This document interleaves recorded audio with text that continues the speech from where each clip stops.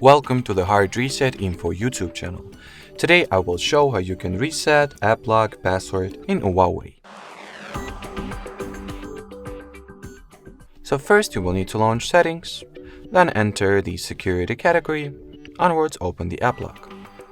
Now input your current app lock password, go into password settings page, and well, if your password type is as mine, the lock screen password, so it just uses the same password for both the lock screen and the app lock feature, you will need to change the, lock screen password in order to change the app lock password as well, as they are practically the same thing.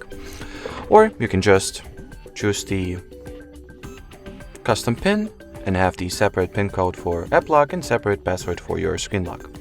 Then set up whatever PIN you would like to use, confirm it, and thus resetting the app lock password. Something like that. Or rather, something along the lines. Anyway, if by resetting your app lock password you mean turning it off, you can just turn off the app lock toggle, disable the